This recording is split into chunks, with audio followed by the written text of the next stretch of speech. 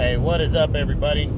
So coming to you today with my final 2020 year-end top 10, and it is on the 147-pound welterweight division, my favorite division in all of, well, not my favorite division, but the number one division in boxing right now, for sure. It's probably my second favorite division outside of the heavyweights, but I cannot argue that it has the most talent, even more than the heavyweights sitting there.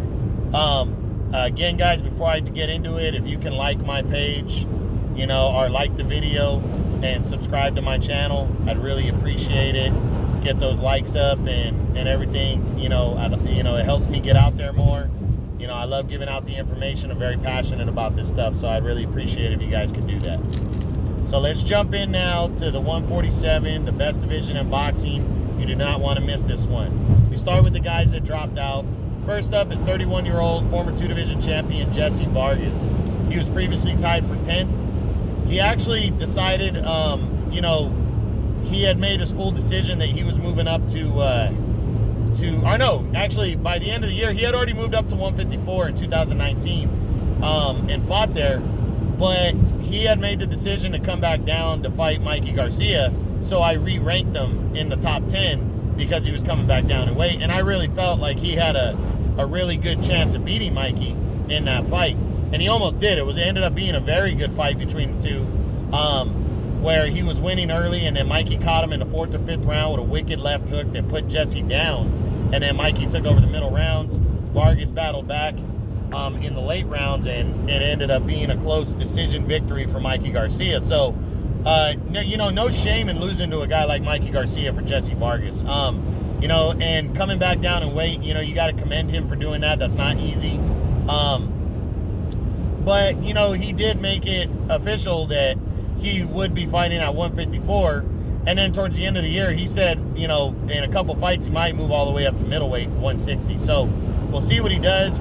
I know there was still talks about him fighting former champion Liam Smith at 154.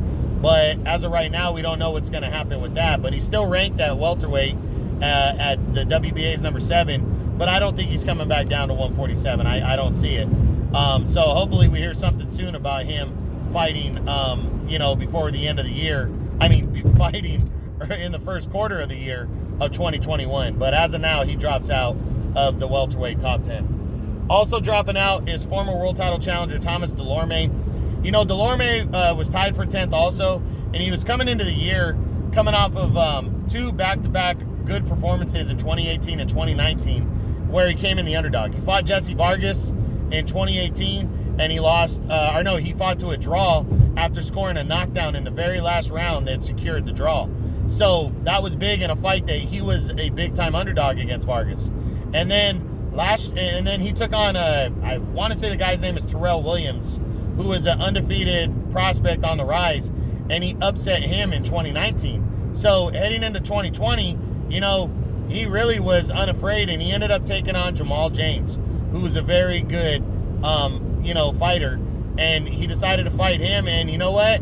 I thought the fight might be close, but I thought James was going to win, and James just went out there and cleanly outboxed Delorme, and because of that loss, he drops out of the top 10. He's not ranked in any governing body. He's only 30 years old, so he can still jump back into things, and he's, gonna be the gatekeeper type guy. That's what he was prior to the last couple years anyways, and if he's working with the PBC, he could be a really good gatekeeper for some other guys and really jump back into things and possibly work himself back into a title shot if he can pull off upsets. So we'll see. He's done it before. He's a good, solid veteran. I wouldn't be surprised if he did it again. All right, so let's get into the top 10 fighters now. We have a two-way tie for 10th now. First up and breaking into the top 10 is Jamal James, the WBA interim welterweight champion. He fought only once. He was one of the first guys back for the PBC. And in August, he took on Thomas Delorme, as I just mentioned. And I thought it was going to be a decent fight, but he just cleanly outboxed Delorme to capture the interim title. It was the biggest win of his career, and he left no doubt who the better man was. So it was a nice win right there. He becomes the interim champion. He's 32. He's one of those guys that's been avoided, but, I think he has an opportunity to become the regular champion and keep working his way up. I think he's got a decent chance of landing the Yordenis Ugas fight next. I really wouldn't be surprised if he gets him in the ring.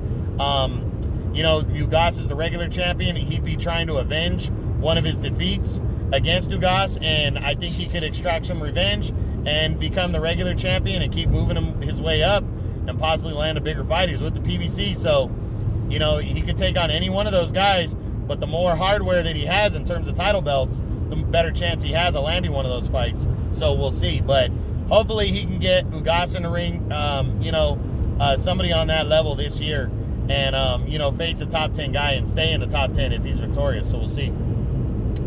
Tying him for 10th and still in 10th, still tied for 10th, is Josecito Lopez. He's 36 now.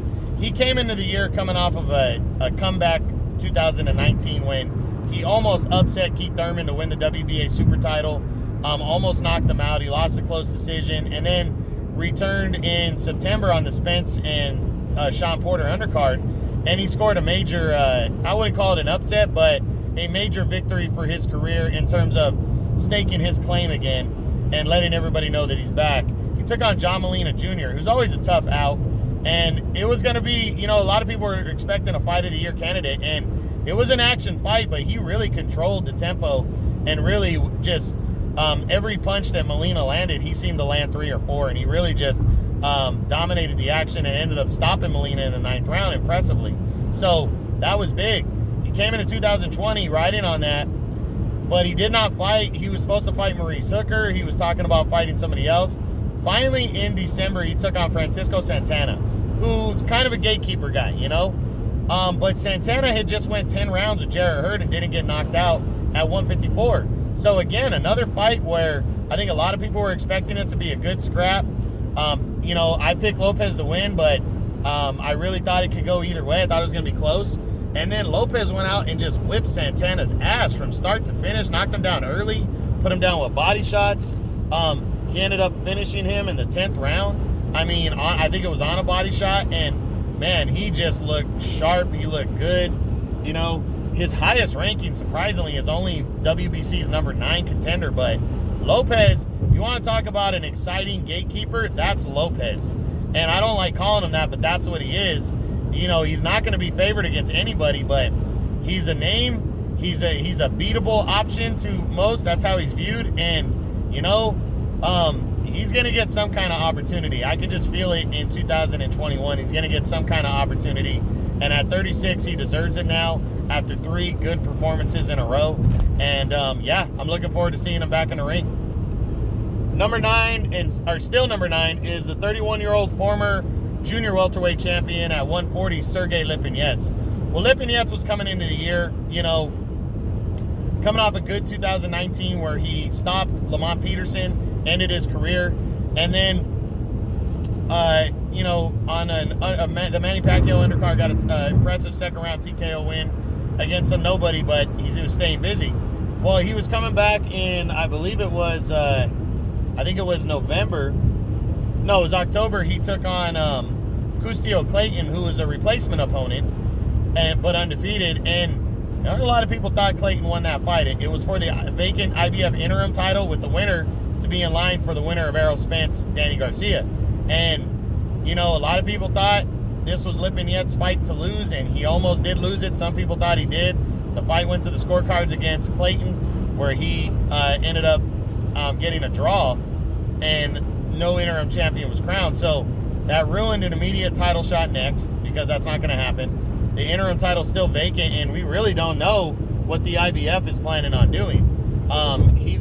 He's actually number 3 in the IBF, so we don't know if the IBF is going to order him to fight for the vacant title again, or if they're just going to, for the vacant interim title, or if they're going to, give it to somebody else instead after, a quote-unquote poor performance against a guy that most people felt he should have beaten. So I'm hoping he bounces back and gets an opportunity. I think he will, but, tough break for him, because he really needed that win, and it would have landed him something big. So maybe it derails a big fight by a little bit, but I'm hoping he can get back in the mix of things. Next at number 8 is former 4-division world champion Mikey Garcia. He fought only once in 2020 when he took on Jesse Vargas, and he got that hard fought but deserving 12-round unanimous decision. It was a really good fight. Both guys fought hard, but Mikey, got out with a clean decision. He proved that he could compete at welterweight with that win. That was a good one. He proved a lot. And then he became the favorite for Manny Pacquiao throughout the rest of the year, but the fight never came off.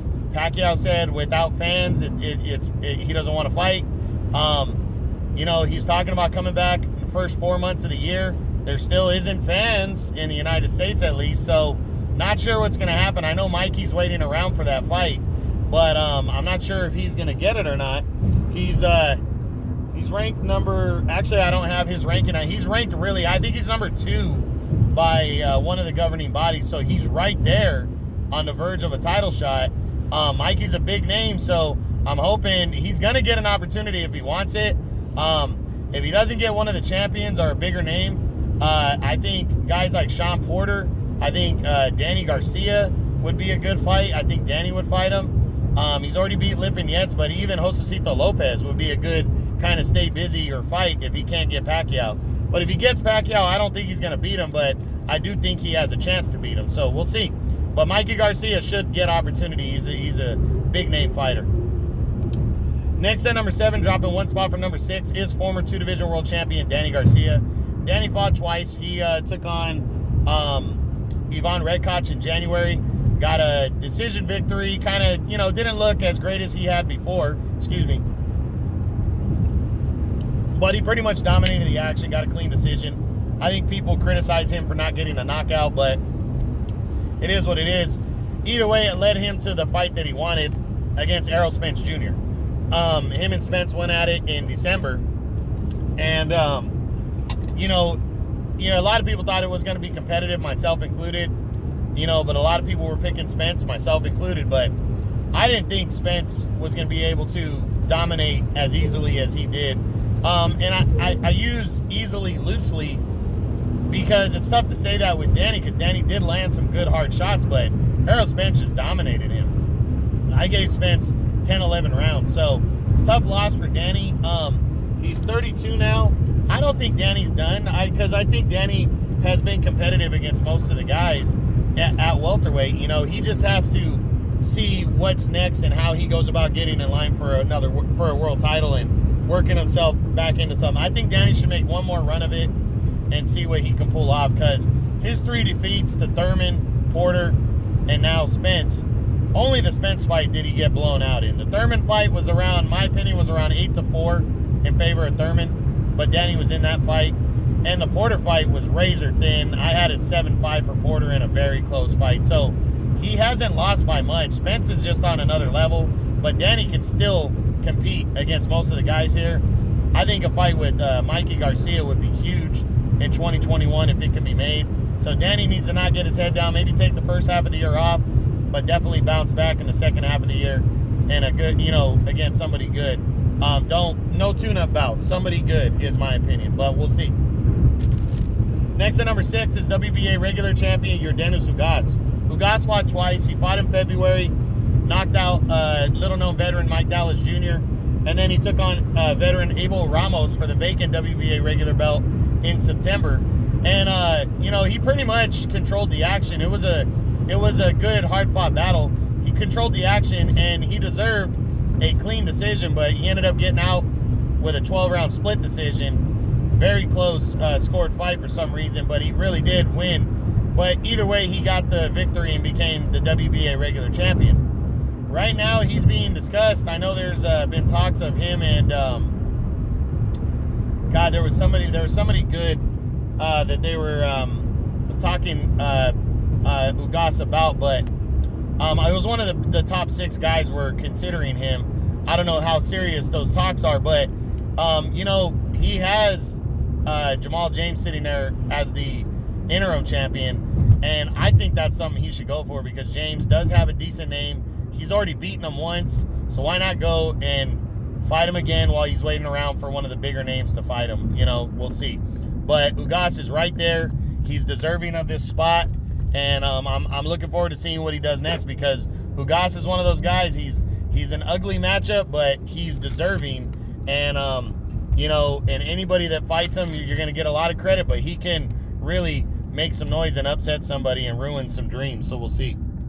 Next at number 5 is former unified champion Keith one-time Thurman. Thurman didn't fight at all. You know, he was coming back off that Pacquiao loss, and with COVID, he just decided to not fight at all. He was talking shit to Terrence Crawford, but he totally overpriced himself. He said, you know, he'll fight Crawford for $10 million. He should have known he's not getting paid $10 million to fight Crawford. So that fight just fell by the wayside, and he says he's going to come back, but we don't know when, and we don't know against who. I think Thurman can get, you know, one of the big names if he wants him right out the gate, but I think he's better. Oh, that he was the one they were lobbying for, Ugas. That is possible. You know, Thurman's ranked number 3 by the WBA. I wouldn't be surprised, but I don't know. I think that's a big fight to jump right back into. To be honest, if Thurman really wants to prove himself, I say he fight Josecito Lopez next, but I don't know if he's going to do that, but we'll see. So Thurman, you know, not sure what he's going to do and when he's going to be back. His inactivity has really turned me off to him, and whenever he decides to fight is when he decides to fight, and whoever it's against. So we'll see. Next at number 4, moving up one spot from number 5, is former 2-time champion Sean Porter. You know, Porter was coming back in 2020, bouncing back from the split decision loss to Errol Spence in September of 2019. You know, it was a tough loss, but it was a close one. He proved he can still do it. He took on undefeated but unknown fighter Sebastian Formella, dominated him over 12 rounds to a one-sided 12-round decision. You know, it was a good performance. He dominated the action. Nothing to really complain about. I think some people wanted to complain about him not getting a knockout. You know, guys, he's 31 fights and he's got 17 knockouts. So nearly half of his fights. So that's not a high knockout percentage, you know. He's more of a volume puncher and an exciting fighter, so people shouldn't be upset about that. But he's worked himself into the WBC and the WBO's number 1 ranking. So if the WBC mandates him, he's going to fight Errol Spence in a rematch, and that's the fight I want to see the most. But I also want to see him versus Terrence Crawford. They're friends, but if the WBO orders that fight, will he go at it? Personally, I think no, and if they do, it will be later in the year once Crawford's done with his top-ranked contract. But I think there's a good chance he gets Errol Spence next, and I hope he does because I really want to see that rematch. But if he waits around for Crawford, that's a good thing too. I think Porter's going to get another big opportunity in 2021 for sure, and I'm calling it. I think he's going to get an opportunity at a rematch against Spence. I don't think he beats him, but Porter is always a live underdog, so we'll see. Next at number 3 is WBA Super Champion, the Pac-Man, Manny Pacquiao. Pacquiao didn't fight in 2020. He didn't want to fight without fans. COVID ruined all that. You know, he really didn't have a hot fight on the radar. There was talks about him and Mikey Garcia. It never panned out. There's talks this year about him and Conor McGregor, but we don't know if that's legit or not. So we just got to wait around and see what the Pac-Man decides. He is creeping up on his 1.5 year thing though, and if he doesn't announce anything by the end of February, I might drop him out, but we'll see. You know, we'll see what happens. But Pacquiao can still compete with the best of them, even at 42.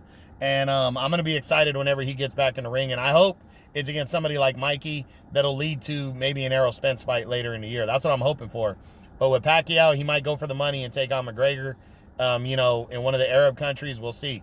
I hope he signs on to fight in one of the Arab countries anywhere, to be honest, but we'll see what happens. Finishing the year number 2 is the undefeated WBO champion, Terrence Bud Crawford. He finishes number 2 at welterweight, but he's number 2 now, pound for pound, ahead of Lomachenko and all those guys. You know, he was previously tied for first, but I think the guy at number 1 has done more in the welterweight division the last couple of years that move ahead of him. He's 33 now. He fought Kell Brook in November, former champ. Brook was faded, but he went out and destroyed Brook, dominated him, stopped him in the in the 4th round impressively, hurt him with a hard jab, and then stopped him. So that shows you how good Crawford really is. Crawford's still waiting around for the big fight, and personally, I don't think it's going to come until later in the year after he's done with Top Rank. He's with Top Rank through October, and after that, I think he's probably going to sign with the PBC. In my opinion, he'd be he'd be dumb not to. Because he really has not been able to get the big fights, and that's his only chance of getting them. Crawford does have a big name. It's just Bob Arum really worked hard and had to pay a lot of money trying to get guys that are kind of second-rate welterweights, and it's hurt Crawford's career. It slowed him down, but he also hasn't been tested very much. So I think he can fight into his older age, into his late 30s. I think he could fight, or at least the second half of his 30s, and be one of the top fighters in the world, just because he hasn't been really pushed and hurt a lot in a lot of slugfests. So we'll see. But I think options for him, personally, I think the way his year is going to play out is he's going to fight somebody like a Custio Clayton, who's ranked high in the WBO, but I don't think any of the top guys. I don't think Sean Porter's going to fight him next. Sean Porter might wait for him, though, but I don't think he's going to fight him next, because that's PBC and top rank, and I don't think they'll work the deal out. Mikey Garcia, I don't think Mikey really wants him. I think he's number 2 in the WBO. And there's also, I forget who's number 3 in the WBO, but number 4 is Custio Clayton. He's undefeated. It's a makeable fight. And I think Crawford will probably face a guy like him in a mandatory and get him out of the way and then move forward to fighting. Hopefully, I don't think the Spence fight can happen before the end of the year, because I think they're going to want time to build it, and his contract ends with Top Rank in October. So unless they wanted to jam it into December, maybe, but I don't think that's enough time. So I think they might push it into the first half of next year. So I think Crawford is going to want to stay busy and maybe debut in November, December for the PBC. Maybe Sean Porter waits around. Maybe it is a mandatory. But I don't think he's going to get a big name in the first half of the year. But second half of the year, I'm thinking he's going to be signed with the PBC, and he's going to get somebody good. And I'm hoping it's somebody like a Sean Porter or Keith Thurman or somebody like that to build towards an Errol Spence fight. And Spence, I think, is going to deal with what's his name, Sean Porter, and then maybe fight somebody along the lines of a Manny Pacquiao maybe, or your Dennis Ugas or somebody like that, to build towards the fight with Crawford. I do think they're going to start building towards that fight, though. So, maybe not this year, but early next year, I think we're going to be seeing or waiting around for Crawford and Spence to get in the ring. And then Errol Spence finishes number 1. His win over Danny Garcia, the dominance in that win, rolling that together with wins over, Sean Porter and Mikey Garcia the last couple years. I mean, I don't think pound for pound he's ahead of Spence, because Spence has done more. I mean, ahead of Crawford, because Crawford's done more in the other divisions, overall, in my opinion. So pound for pound, they're neck and neck. I got Crawford 2 and Spence 3. But in the welterweight division, Spence has just done more, especially in the last 3 years, which is really what I go off of. And he's just done more. He's beaten the more credible fighters. That's not Crawford's fault, but Spence has taken advantage of this, and he's the unified champion still. Holds 2 belts. He dominated Danny Garcia, a very good welterweight, dominated him over 12 rounds, and I think he's deserving of this spot. So he's my number 1 welterweight in the world for sure. Again, I think it's going to be him and Sean Porter is my prediction. First half of the year, he fights Sean Porter. Second half of the year, Keith Thurman, maybe Manny Pacquiao. Outside chance of him and Crawford. I would love to see that, though. But I think we're building towards that. And like I said, I think we're going to see that early next year. But we'll see what happens. So that is the 2020 year-end top 10 on the best division in boxing, the 147-pound welterweight division. Hope you guys enjoyed it. True Boxing, you've been hit with the truth.